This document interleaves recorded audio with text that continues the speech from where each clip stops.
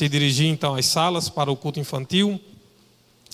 Queremos deixar essa palavra de gratidão também a você que nos acompanha aí pelo nosso canal no YouTube, você que está cultuando conosco, né, mesmo de longe.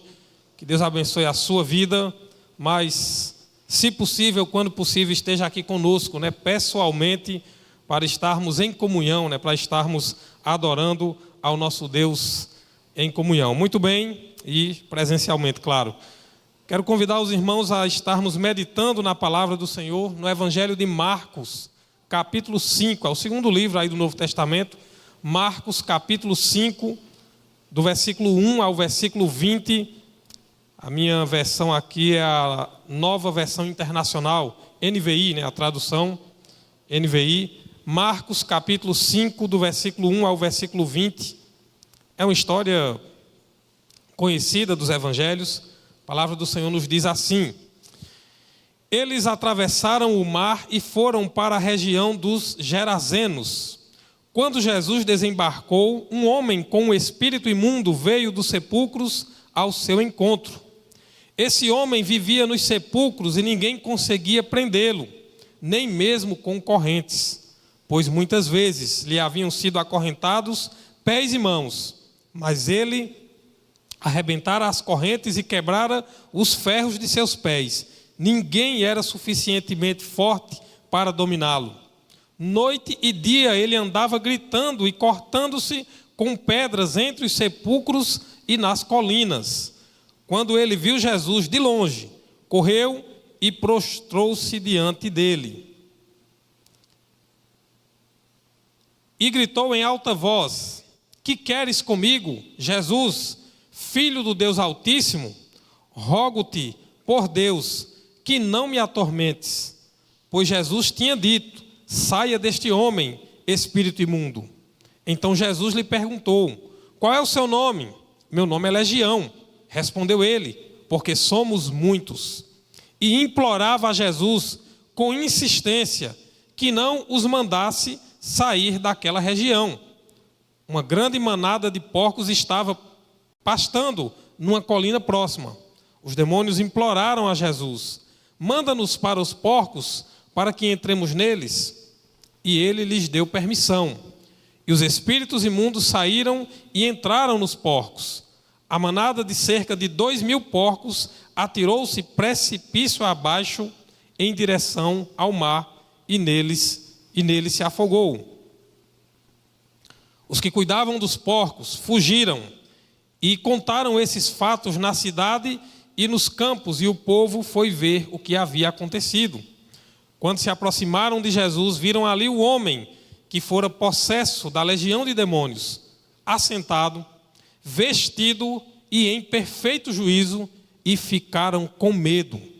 Os que o tinham visto contaram ao povo o que acontecera ao endemoniado, e falaram também sobre os porcos. Então o povo começou a suplicar a Jesus que saísse do território deles. Quando Jesus estava entrando no barco, o homem que estivera endemoniado suplicava-lhe que o deixasse ir com ele. Jesus não o permitiu, mas disse: vá para casa, para a sua família, e anuncie-lhes quanto o Senhor fez por você e como teve misericórdia de você. Então aquele homem se foi e começou a anunciar em Decápolis quanto Jesus tinha feito por ele. Todos ficavam admirados. Amém. Irmãos, essa história é conhecida nos evangelhos, e aqui nós vemos um relato, né, da história desse homem que era endemoniado, né? Ele era possuído por demônios, e aqui nós vemos que muitos demônios. Para vocês terem uma ideia, quando ele diz legião, porque somos muitos, esse termo legião, naquela época, era usado principalmente entre os romanos. Vamos lembrar que aquela terra ali era dominada pelo Império Romano, praticamente a maior parte das nações ali, dominadas pelo Império Romano, o maior império daquele período da história. E uma legião significava um batalhão, uma legião de soldados romanos de aproximadamente, de no mínimo 3 a 6 mil soldados. Em sua maioria era um batalhão de 6 mil soldados. Então, isso nos leva a crer e a entender que naquele homem que era endemoniado, provavelmente estariam ali cerca de 6 mil demônios na vida daquele homem, possuindo ali a sua vida e atormentando aquele homem, como nós vemos aqui nesse relato, nesse texto. E eu queria meditar nessa noite sobre esse texto, trazer algumas reflexões, algumas aplicações para a nossa vida hoje também. E eu queria falar sobre esse tema, né, sobre essa mensagem, presença que assusta, presença que assusta. Eu queria convidar você a orarmos mais uma vez, pedindo que o Senhor nos dê o entendimento da sua palavra. Senhor, nosso Deus, nosso Pai, nós estamos diante da tua palavra e pedimos agora, Senhor, que o teu Espírito Santo nos dê o entendimento, a compreensão da tua palavra. Que possamos aqui, ó Deus, entender aquilo que o Senhor quer para nós, aquilo que o Senhor deseja falar para as nossas vidas. É assim que nós oramos, nós agradecemos no nome de Jesus. Amém. Amém. Jesus vai até a terra dos Gerazenos, algumas traduções vai trazer Gadarenos, e essa terra, para vocês terem uma ideia, quando a gente olha o mapa da Judéia, o mapa ali de Israel nos tempos de Jesus, estava do outro lado da Galileia. A maior parte do ministério de Jesus, da sua pregação, dos 3 anos em que ele prega a palavra e que ele realiza muitos milagres, muitos sinais, grandes maravilhas, acontece na região da Galileia. Cafarnaum é uma das cidades onde ele passa a maior parte do tempo e passa por outras cidades da Galileia, da Judéia, até concluir a sua missão em Jerusalém, onde ele é morto, né, crucificado, sepultado e ressuscita ao 3º dia. Por isso ele era conhecido também como Galileu ou Nazareno, porque ele viveu uma parte da sua vida também em Nazaré, que era também da região da Galileia.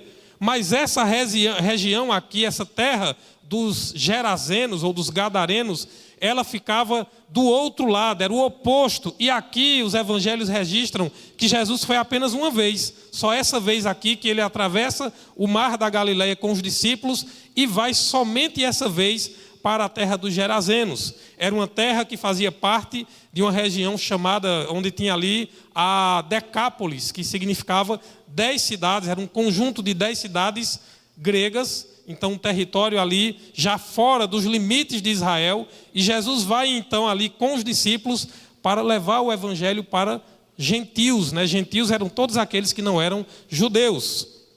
Agora, antes disso que a gente leu aqui no capítulo 5, se você ler o capítulo 4, você vai ver que é quando Jesus está ensinando aos discípulos, ali ele está num barco, ele coloca um barco ali e começa a ensinar para a multidão, mas no final do capítulo 4, quando ele despede aquela multidão, final do dia, ele vai e atravessa o mar no barco com os discípulos, e é aquela história da tempestade, onde Jesus está dormindo no barco, se levanta uma grande tempestade, e aí os discípulos desesperados, né, e acordam Jesus e dizem: mestre, nós estamos perecendo, não se importa, né, que a gente está aqui a ponto de morrer. E aí eles acordam Jesus e ele então repreende o mar, repreende o vento, e ali tudo se acalma e os discípulos ficam admirados, né? Quem é esse que até o mar, até o vento lhe obedecem? Então aí a conclusão dessa viagem é quando ele chega na terra dos Gerazenos. E aí o texto diz que quando Jesus, agora o capítulo 5, né?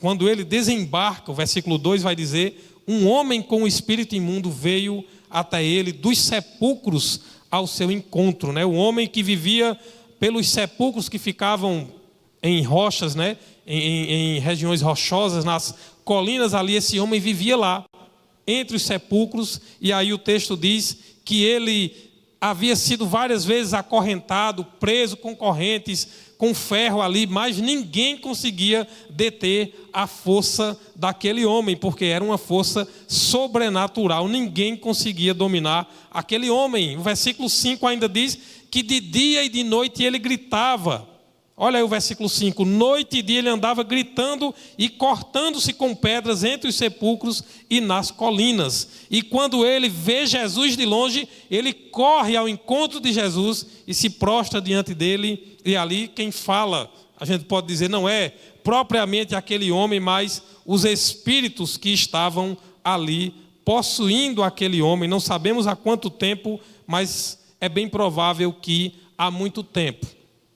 Mas o que eu queria chamar a atenção dos irmãos é que só esse milagre é que acontece fora da região da Galileia. Só esse milagre. Como eu disse no início, é a única vez que Jesus vai a essa terra e ele também só faz esse milagre lá. Só esse homem é liberto, e até porque as pessoas de imediato pedem que Jesus se retire, né? Nós lemos aí, se retire, e ele sai daquela terra, assim como as pessoas haviam pedido. Mas o que eu quero dizer aos irmãos é que a presença de Jesus, quando Jesus chega naquele lugar, veja que o texto começa mostrando uma situação que ninguém podia dominar, ninguém pôde ajudar aquele homem, mas a presença de Jesus impõe ali autoridade. A presença de Jesus impõe ali tormento, não mais aquele homem, mas os demônios, e eram muitos que atormentavam aquele homem. Agora eles dizem que nós contigo, Filho do Deus Altíssimo, que vieste nos atormentar. Vejam, aquela legião de milhares de demônios que vivia atormentando aquele homem e atormentando aquela comunidade, aquelas pessoas daquele lugar, através da vida daquele homem, agora sentem-se atormentados porque Jesus chega naquele lugar. Bastou Jesus colocar os pés naquela terra e aqueles milhares de demônios se prostram aos seus pés, reconhecendo que a presença de Jesus impõe autoridade, impõe medo e atormenta os demônios e atormenta o inferno. Agora veja Efésios capítulo 6. Queria que projetasse aí Efésios, vê se dá para projetar aí Efésios capítulo 6, do versículo 10 ao versículo 12. Se talvez você não está familiarizado, não está acostumado a ouvir falar de demônios, a ouvir falar de coisas desse mundo espiritual, porque eles existem. Veja o que diz o apóstolo Paulo em Efésios capítulo 6, do versículo 10 ao 12, ele vai dizer assim: finalmente fortaleçam-se no Senhor e no seu forte poder, vistam toda a armadura de Deus para poderem ficar firmes contra as ciladas do diabo. Veja, o diabo, o que são ciladas, né? São estratégias, são armadilhas, são coisas que são feitas para enganar, para tentar nos destruir, tentar nos prejudicar de alguma forma. E ele está dizendo, vistam toda a armadura de Deus para poderem ficar firmes contra as ciladas do diabo. Versículo 12. Pois a nossa luta não é contra pessoas, mas contra os poderes e autoridades, contra os dominadores deste mundo de trevas, contra as forças espirituais do mal nas regiões celestiais. Existe uma realidade espiritual que ela não está clara aos nossos olhos, que nós não conseguimos enxergar, mas existe.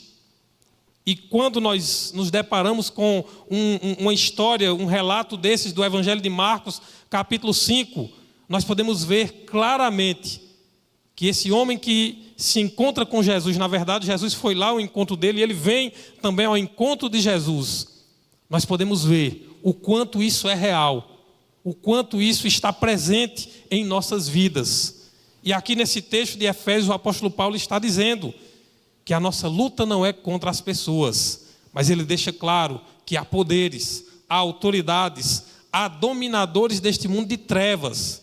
E essas trevas, ele está falando desse mundo espiritual. E ele diz que a nossa luta é contra as forças espirituais do mal nas regiões celestiais. A palavra de Deus diz que o diabo é o inimigo de nossas almas.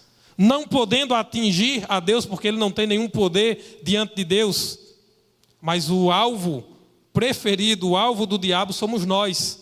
Porque nós somos feitos imagem e semelhança de Deus.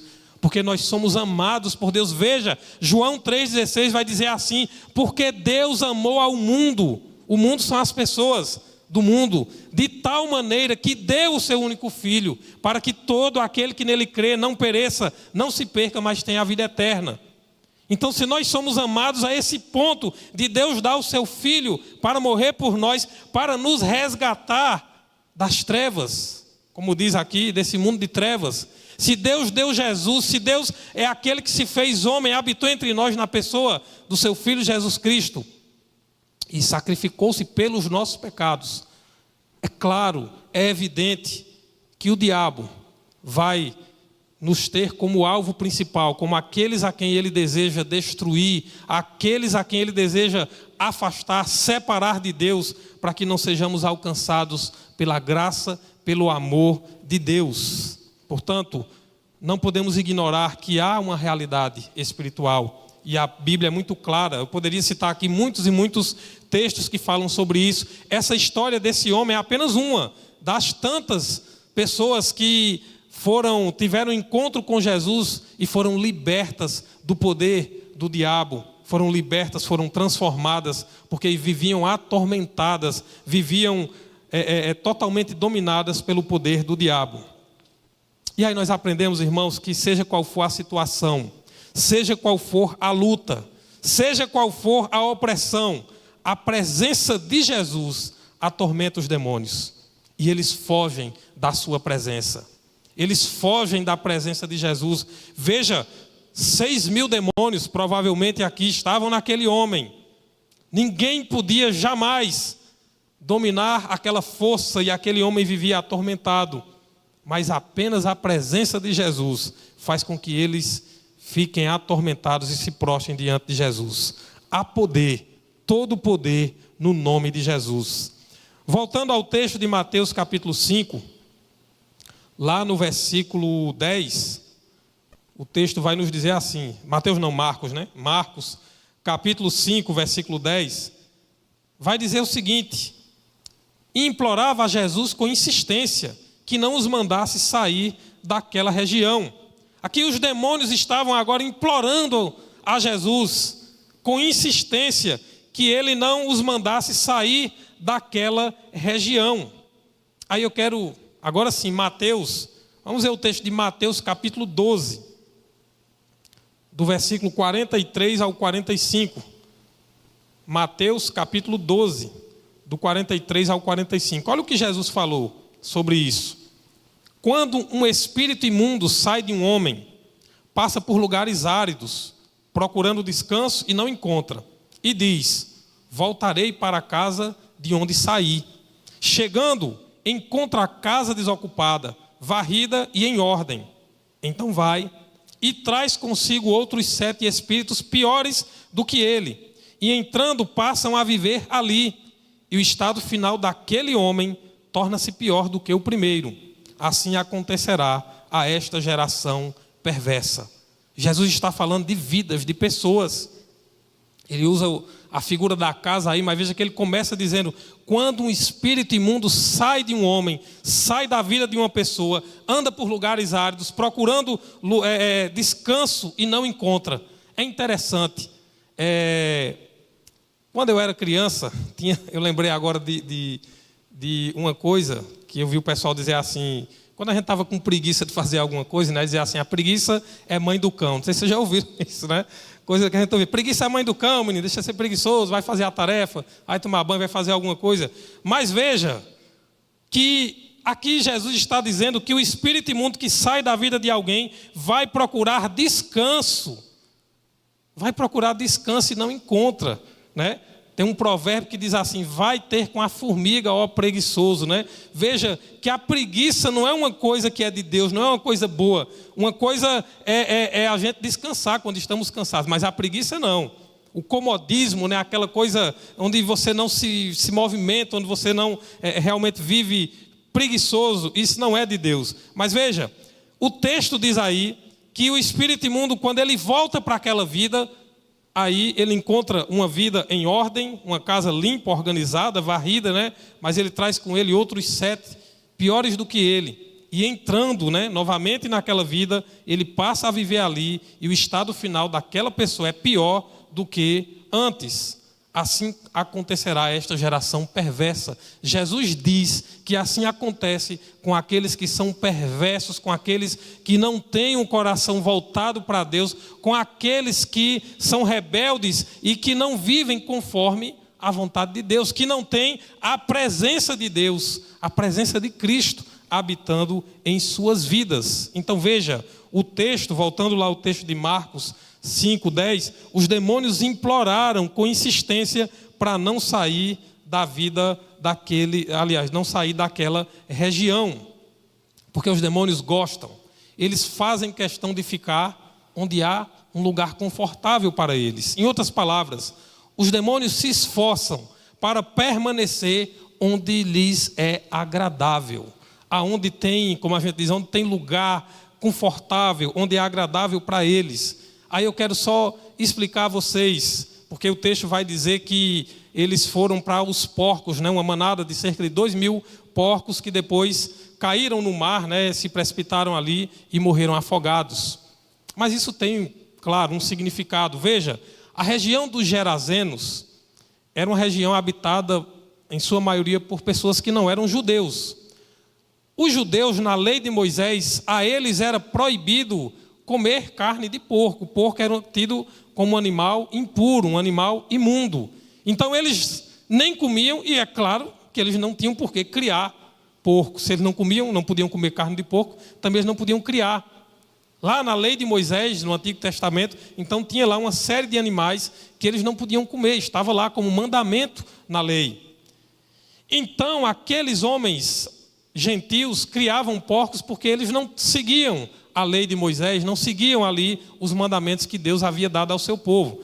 Porém, também nós não podemos afirmar com certeza que todos ali eram 100% gentios ou não judeus. Poderia ter judeus ali também, era muito próximo ali.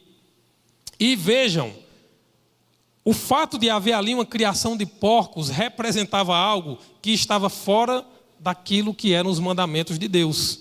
Aquele tipo de animais criados, cultivados ali, não eram os animais que eles deveriam criar. O que eu quero dizer com isso é que eles estavam em desobediência, sendo eles judeus ou não, estavam em desobediência. Mas veja que os demônios fazem questão de ir ali para aqueles porcos, porque o que nos leva a entender que aquele povo, que a maioria daquelas pessoas, e não só por causa disso, que a gente vai ver depois o que acontece, mas eram pessoas que, como a gente diz, não estavam nem aí para seguir os mandamentos de Deus, para seguir a vontade de Deus.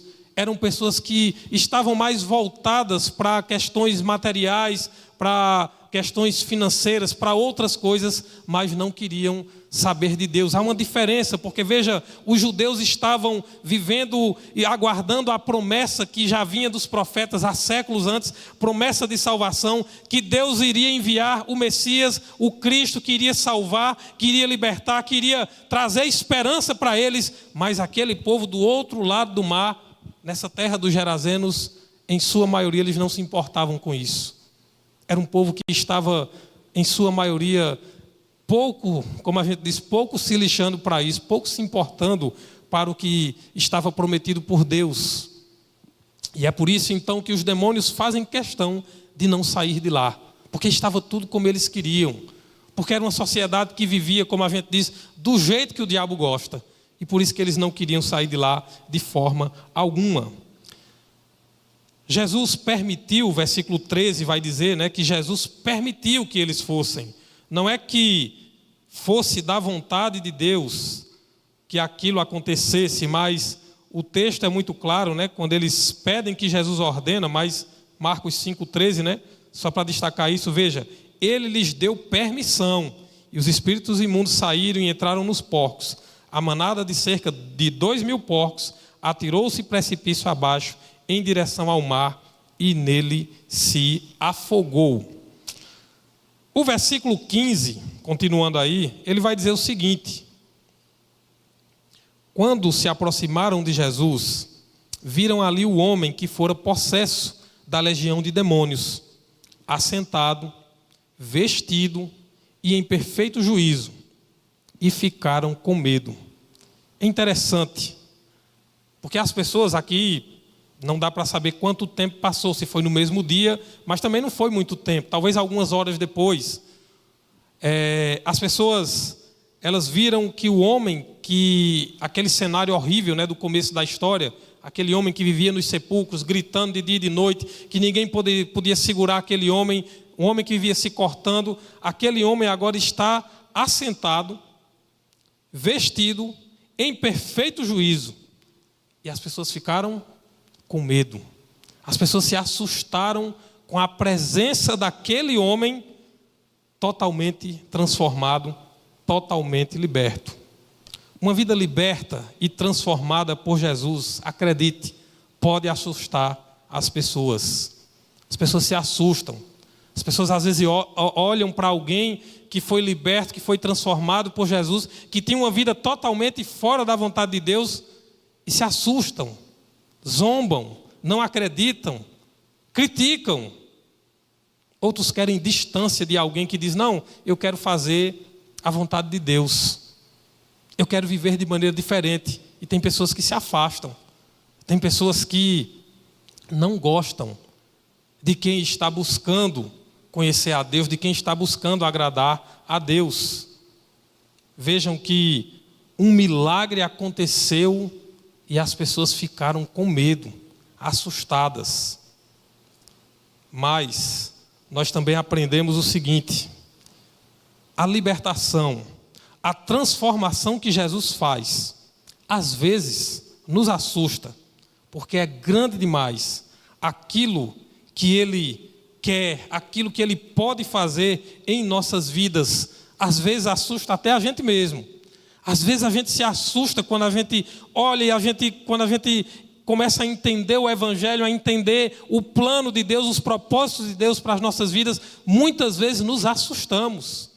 Eu me lembro quando eu comecei, a primeira vez que eu fui ali na primeira igreja batista aqui em Serra Talhada, e eu me lembro, ainda hoje, eu não lembro o que o pastor pregou, mas eu lembro que foi sobre Zaqueu. Pelo menos isso eu lembro. Isso foi em final de 97, 1997. Tem alguns anos. Mas eu me lembro que ele falou sobre Zaqueu naquela noite. E aí eu continuei indo para a igreja aos domingos, quarta-feira, dia de sábado, encontro de jovens. Mas quanto mais eu ouvia da palavra de Deus, ouvia do Evangelho, eu entendia, e de certa forma isso assusta, porque a gente vem com muitos preconceitos, a gente vem com muita coisa que a gente pensa, né? E crente é isso, crente é aquilo, pastor é ladrão, e tantas coisas que a gente escuta, e às vezes há mau testemunho e há razão para isso. Mas quando o Evangelho, a palavra de Deus começa a falar aos nossos corações, de verdade, o Espírito Santo começa a falar aos nossos corações. Isso nos assusta, mas isso faz brotar em nossos corações o desejo, a vontade de estar cada vez mais perto de Deus, cada vez mais perto de Jesus. É por isso que aquele homem, ele vai suplicar, ele vai insistir, pedir a Jesus para seguir a ele. A continuação da história nos traz isso. É por isso que Jesus, certa vez, ele disse: não pensem que eu vim trazer paz, eu vim trazer espada, e muita gente não entende. Ora, então Jesus veio trazer guerra. Não é isso. O que ele está dizendo ali, e ele vai dizer: eu vim trazer divisão, porque diante de Jesus, diante da presença dele, quando você entende o Evangelho, isso lhe assusta. Mas ou você toma uma decisão para estar com ele, ou você vai se afastar, porque você não pode ficar em cima do muro, não existe. Ou você... Por isso que ele disse que veio trazer espada, ele veio trazer divisão, porque ou você dá um passo para estar com ele, para que ele agora faça parte da sua vida, ou você vai rejeitar, ou você vai se afastar. Mas, continuando, o versículo 17 vai dizer o seguinte: então o povo começou a suplicar a Jesus que saísse do território dele. Já prestou atenção que há vários pedidos a Jesus aqui? Quem começa a pedir são os demônios. Os demônios pedem: não, você veio nos atormentar, não, que a gente permite, não, que a gente não saia dessa terra. Aqui está bom para a gente, aqui está confortável. Olha os porcos ali, deixa a gente ir lá para aquela manada de porcos. Quem primeiro pediu as coisas aqui a Jesus foram os demônios. Fizeram lá os seus pedidos. Depois, o texto vai dizer aí que agora são as pessoas que vão pedir a Jesus. as pessoas daquele lugar. E o que eles pedem? Então o povo começou a suplicar a Jesus que saísse do território deles. Pediram que o Salvador se afastasse deles. Eles estavam dizendo: nós não queremos o Senhor aqui. O Senhor fez um milagre, uma vida que ninguém dava mais nada por ela, ninguém nem se aproximava daquele homem, agora está aqui diante de nós, transformado, liberto, em perfeito juízo. O homem está vestido, está limpo, está aqui transformado. E o que é que as pessoas fazem? Eles olham para os porcos que se afogaram, pensam no prejuízo daqueles porcos que morreram, e aí eles olham e dizem: Jesus, sai daqui. Eles suplicam. Eu, estudando para esse texto, eu vi em várias traduções, e as palavras sempre são suplicar, rogar, pedir com insistência. Se pegar na Nova Tradução, na linguagem de hoje, vai dizer: eles pediram com insistência. Eles insistiram ali com Jesus para que ele saísse ali do meio deles. E aí o que nós vivemos hoje não é novidade. As pessoas se importam mais com as coisas materiais, com os bens materiais, do que com as vidas. Uma vida foi liberta, foi transformada. Uma vida milagrosamente foi salva, foi restaurada. Mas as pessoas estavam preocupadas com o que se foi. E olhe como eu disse, que aquilo que se foi era algo que não era permitido por Deus, que estava contra os mandamentos de Deus. Pediram que o Salvador se retirasse. Quantas pessoas estão pedindo que Jesus se retire de suas vidas? Muitas vezes nós não pedimos assim literalmente, mas as nossas ações. Veja, a forma muitas vezes como nós vivemos está, em outras palavras, está de alguma forma sinalizando: Jesus, aqui não dá para o Senhor entrar, deixa que eu vou só. Muitas vezes, aonde nós andamos, com quem nós andamos, o que nós fazemos, o que nós acessamos, o que nós, enfim, consumimos, aonde estão os nossos olhos, aonde está a nossa atenção, muitas vezes nós sabemos que Jesus não está ali, que Ele não está conosco, que não é da vontade dEle. Ou seja, sabemos que são coisas que afastam a presença dEle de nós. Quantas pessoas sequer querem que Jesus se aproxime de suas vidas? Jesus disse que muitos não querem ir até Ele para ter vida. Está lá no Evangelho de João, ele diz isso. Muitos não querem se aproximar da luz, ele diz, para que suas obras não sejam reprovadas. Muitos não querem sequer ouvir a palavra de Deus, para não correrem o risco de que suas vidas sejam confrontadas. Talvez o que aquelas pessoas não quisessem era isso, porque elas já foram confrontadas com aqueles porcos. Eu acredito, por todo o contexto da história, que algumas daquelas pessoas sabiam exatamente por que aqueles porcos se precipitaram e por que os demônios quiseram ir para lá. Para a gente às vezes não entende direito, porque isso não é da nossa cultura, mas naquela cultura as pessoas sabiam exatamente o que estava acontecendo. E é por isso que muitas pessoas queriam que Jesus se retirasse, porque não querem ser confrontados com a verdade, não querem ser confrontados com a vontade de Deus. Prejuízo, os porcos, aquelas coisas todas ali. Por isso que muitos estão se afastando, ou afastando a presença de Jesus de suas vidas, porque muitas vezes nós estamos voltados para as coisas materiais, para as nossas coisas, mesmo sabendo, conscientes de que são coisas que não agradam a Deus. Só há uma coisa que nos afasta de Deus, porque foi lido, até Lívia leu no começo do culto aqui o texto lá de Romanos capítulo 8, quando diz, o apóstolo Paulo diz: estou bem certo, que nem a morte, nem a vida, nem anjos, nem demônios, nem principados, nem poderes, nada pode nos separar do amor de Deus. Está lá em Romanos capítulo 8 dizendo isso. Nada pode nos separar do amor de Deus. Mas tem uma coisa que nos afasta da presença de Deus. Não do amor, porque Deus continua nos amando. Mas a Bíblia diz que só tem uma coisa que nos afasta da presença de Deus: pecado. Romanos 3:23 vai dizer: porque todos pecaram e destituídos, afastados estão da glória de Deus, e a glória é a presença de Deus. Isaías 59:2 vai dizer: porque os vossos pecados fazem separação entre vocês e o vosso Deus. Então, e o pecado é tudo aquilo que nós fazemos ou pensamos ou deixamos de fazer que não agrada a Deus. Então, é o pecado que nos afasta de Deus, nos afasta da sua presença. Mas o versículo 18 vai dizer assim: o homem suplicou para ir com Jesus, né? Versículo 18: quando Jesus estava entrando no barco, o homem que estivera endemoniado suplicava-lhe que o deixasse ir com ele. O homem faz aqui o seu pedido, ele suplica, ele pede com insistência para que Jesus deixasse ele ir com ele. E o que é que nós aprendemos com isso? Quem é verdadeiramente transformado por Jesus, suplica, insiste em estar com Jesus. Foi isso que aquele homem fez. Deixa eu dizer uma coisa. Se para você estar na presença de Jesus, buscar a Jesus, seguir Jesus e fazer a obra dele, servir a Jesus, se para você isso é um peso, se para você isso é uma obrigação, você precisa de libertação, você precisa de conversão, precisa de transformação urgentemente na sua vida. Você precisa pedir que Jesus lhe transforme de verdade.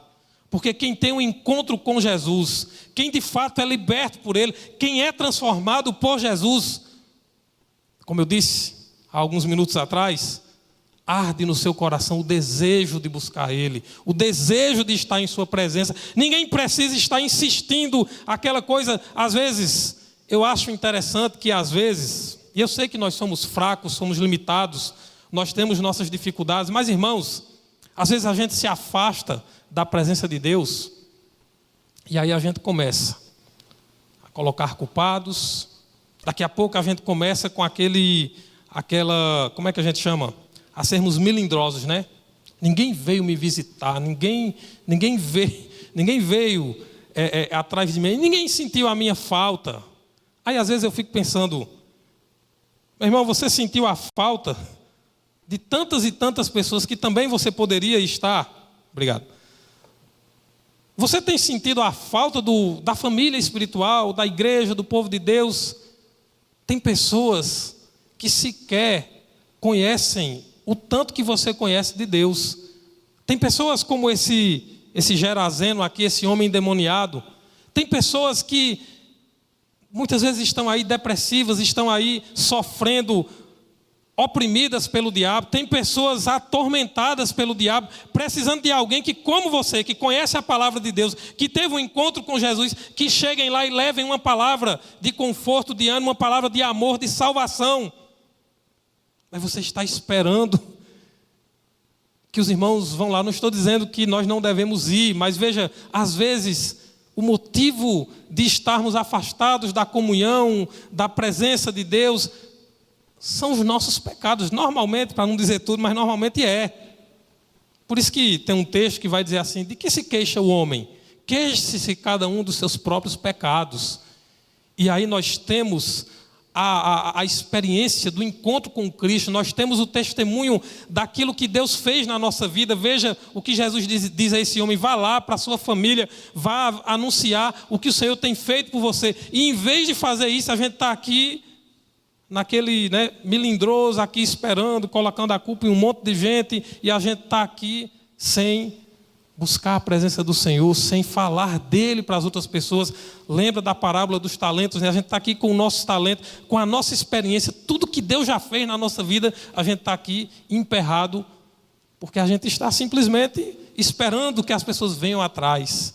Quem tem um encontro verdadeiro com Cristo, quem foi libertado, quem foi liberto, transformado por Ele, vai e anuncia, como aquele homem fez, tudo o que o Senhor fez na sua vida. Não se acomoda.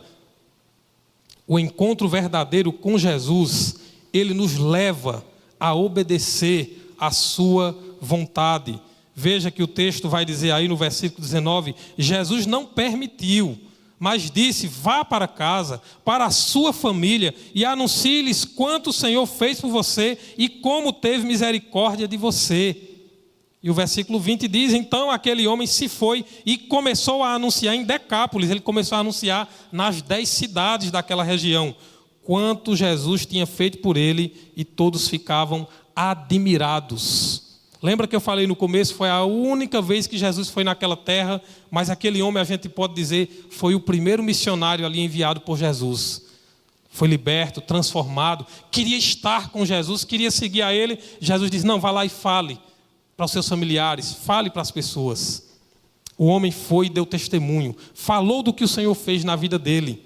Seguir Jesus também é levar Jesus para outras pessoas, falando daquilo que a sua presença transformou em nossa vida. E aí eu pergunto para a nossa reflexão: o que você tem compartilhado com as outras pessoas? De que é que nós temos falado? O que é que tem sido compartilhado com as pessoas? Meus irmãos, nós vivemos em um mundo de muita informação. As redes sociais nos aproximam, é verdade que também nos distanciam, depende do uso que nós fazemos delas. Mas nós temos tantas oportunidades de compartilhar aquilo que Deus fez nas nossas vidas, de compartilhar aquilo que Deus tem transformado. E muitas vezes, quando a gente compartilha uma experiência, nós estamos, irmãos, abençoando alguém, fortalecendo a fé de alguém. Como eu disse, muitas pessoas estão aguardando, esperando, estão aí oprimidas, estão aí sofrendo, atormentadas pelo diabo, pelos demônios que estão o tempo todo. A Bíblia diz que o mundo jaz no maligno. E quem pode fazer a diferença são aqueles que foram transformados, aqueles que foram libertos por Jesus, aqueles a quem Jesus veio fazer morada em suas vidas. Por isso, os apóstolos disseram: nós não podemos deixar de falar do que nós temos visto e ouvido. Nós não podemos deixar de testemunhar, de falar de Jesus. Não podemos deixar de seguir Jesus, e seguir a Ele é levar Jesus. Alguém já disse que nós somos, a igreja, ela é o corpo de Cristo, a Bíblia diz, alguém já disse, nós somos os pés, as mãos, os braços de Jesus aqui nessa terra. Nós somos os seus representantes. O apóstolo Paulo diz: nós somos embaixadores, representantes de Cristo. E ele vai dizer mais, que Deus nos deu o ministério da reconciliação. O que é isso? As pessoas só podem ser reconciliadas com Deus se eu e você, que já nos encontramos com Ele, ou que fomos encontrados por Ele, se nós falarmos, simplesmente falar aquilo que Deus fez nas nossas vidas. Isso é testemunhar, isso é falar de Jesus. Portanto, o encontro com Jesus é um encontro libertador, transformador. A presença de Jesus é a presença que nos transforma. E essa presença, ela deve nos levar a obedecer a sua vontade, que é levar Jesus, levar a sua mensagem para outras pessoas. Queria convidar o grupo de louvor, nós vamos cantar, mas eu quero